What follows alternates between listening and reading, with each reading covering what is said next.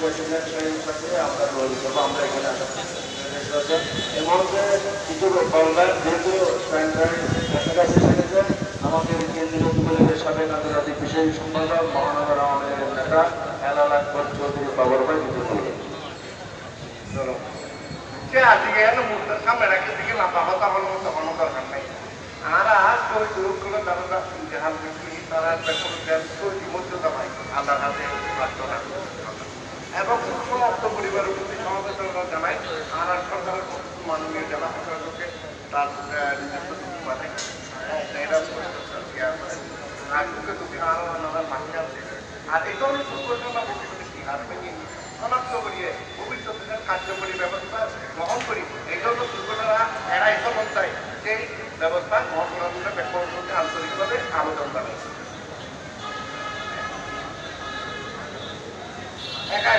খাতার 19 জন খাতার 19 জন ব্যাপনে আর দুর্ঘটনা রাখেন আমার মহতমান আসসালামু আলাইকুম।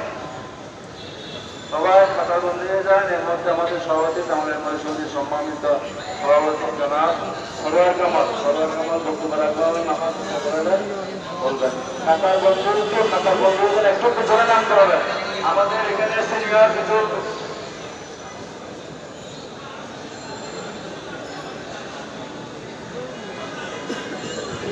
তাদের আর্থিক আমাদের যে 3 জন মারা গিয়েছে, আর্থিক পরিস্থিতি যাদের খারাপ তাদেরকে আমাদের কেন্দ্রীয় যুবলীগের সাবেক গল্প সম্পাদক জনাব হেলাল আকবর চৌধুরী বাবরের পক্ষ থেকে 50,000 টাকা করে 3 জন লাশকে 1.5 লক্ষ টাকা দেওয়ার জন্য ঘোষণা করেছেন। সবাই আমরা দোয়া করি লাশের জন্য আমার বাবর ভাইয়ের জন্য। ধন্যবাদ।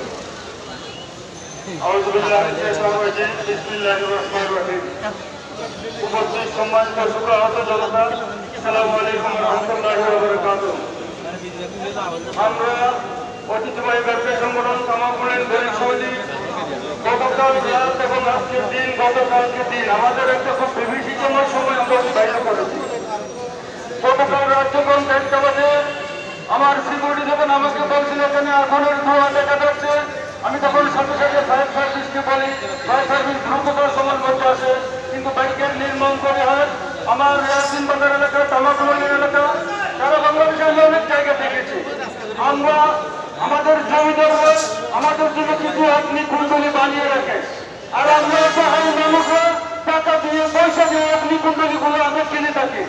ওইখানে আমরা আমাদের পরিবার পরিজনের জন্য জীবিকা নির্বাহ করার জন্য আমাদের যাবতীয় সহায় সম্বল আমরা ইনভেস্ট করে থাকি। কিন্তু ব্যাংকের নির্মাণ করে হয় আমাদের যখন আমরা বিপদগ্রস্ত হই, যখন অগ্নিকাণ্ড ঘটনা ঘটে যায়, তখন কিন্তু আমরা ওখান থেকে উদ্ধার হওয়ার জন্য আমরা কোনো রাস্তা পাই না। তখন আমরা নামার জন্য সিঁড়ি ব্যবহার করতে পারি না, তখন কিন্তু আমরা দুর্ঘটনা থেকে উদ্ধারের জন্য আমরা কোনো সহায় পাই না।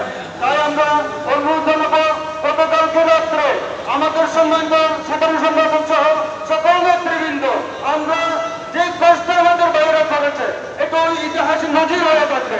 আমাদের শ্রমিক সমিতির নেতৃবৃন্দ, মোবাইল সমিতির নেতৃবৃন্দ, নেতৃবৃন্দ সারা সময় নাই আমাদের ফায়ার সার্ভিসের বাইরে পর্যায়ে সারেন্ডার হয়ে নেমে এসেছিল, কোনো লাশ আমরা শনাক্ত করতে পারে নাই। কিন্তু আমাদের বাইরে আমি বিশেষ করে নামের নাম না বলতে পারি না, আমাদের ক্রীড়া সম্পাদক মিনহাজ এখনো পর্যন্ত আমার মনে কিছু খেয়েছে কিনা আমি জানি না, তার ঘুমাইতে পারে নাই, গোসল করতে পারে নাই, খেতে পারে নাই।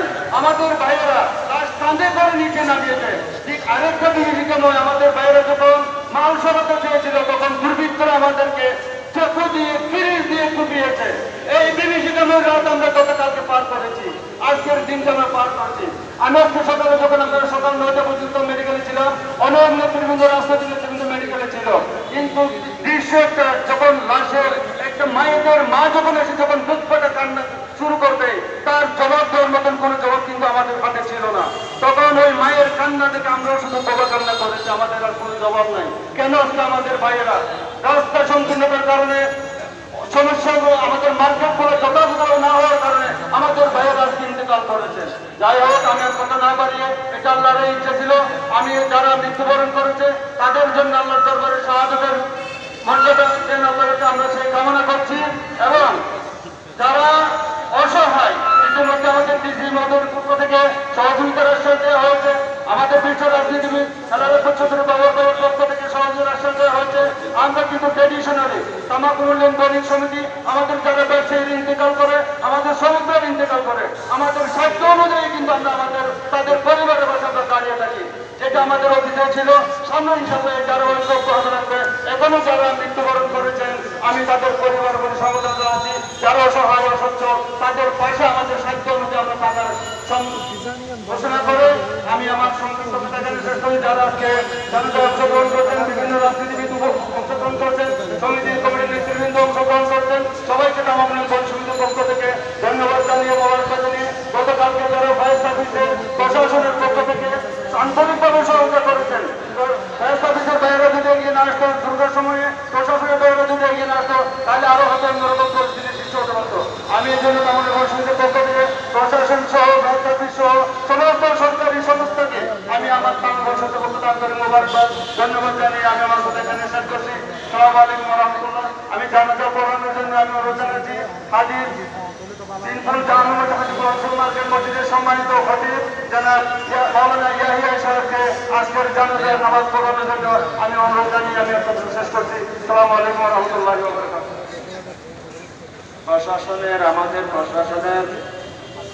প্রশাসন আমাদেরকে সারা রাত বিশেষ করে হচ্ছে কোতোয়ালি উবায়েদ ভাই সহ প্রশাসন যথেষ্ট হেল্প করেছে সারা রাত।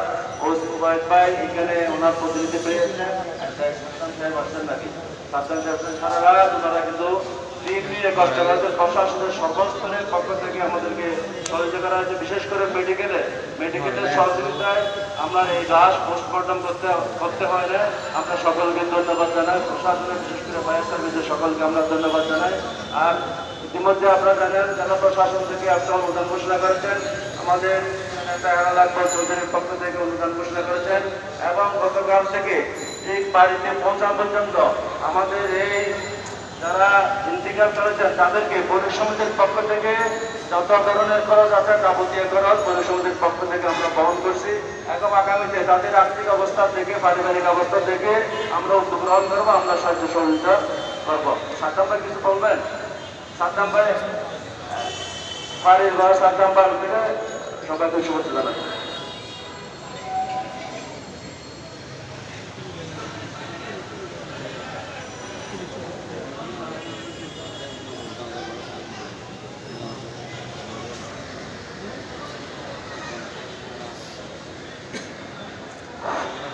যারা আত্মীয় স্বজন আছেন, যারা গ্রামে জানাজা করবেন তারা এখানে জানাজায় দাঁড়াবেন না, তারা গ্রামে যারা জানাজায় উপস্থিত হবেন তারা এখানে জানাজায় দাঁড়াবেন না।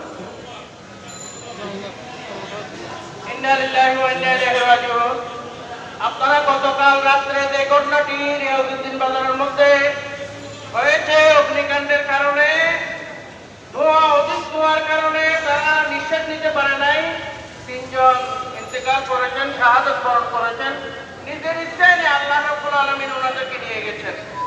আমি আজকে তিনপুর গোলাপপুর জামু মসজিদে যখন এদের জন্য দোয়া করছি, আমি শুধু এদের অবস্থা বলার কারণে আমি বলছি সেখানে লক্ষ লক্ষ মানুষের জীবিকা নির্বাহের জায়গা, রিয়াজউদ্দিন বাজার, ছোট ছোট গলি, শত শত মার্কেট, ছোট ছোট গলি, শত শত মার্কেট, এই মার্কেট গুলোকে আল্লাহ যাতে হেফাজত করেন এই জন্য আমি মসজিদে জুমার পর দোয়া করেছি এবং আপনারা সবাই দোয়া করবেন। যারা শাহাদাত বরণ করেছেন তাদের মাগফিরাতের জন্য, তাদেরকে যাতে আল্লাহ উচ্চ মাকাম দান করেন সেজন্য দোয়া করবেন এবং যারা উপস্থিত হয়েছেন তাদের সকলের পরিবারের মুরব্বিদের জন্য দোয়া করবেন। আল্লাহ রাব্বুল আলামিন যাতে 3 জনের জানাজা একসাথে হচ্ছে, আপনারা সবাই নিয়ত করবেন এভাবে 3 জন মুসলমান ভাইয়ে ফরজে কিফায়া জানাজার নামাজ এই গ্রামের পেছনে পড়ার জন্য আমি নিয়ত করছি। এভাবে করে আপনারা 3 জনের জন্য একসাথে নিয়ত করবেন। আল্লাহ রাব্বুল আলামিন আমাদের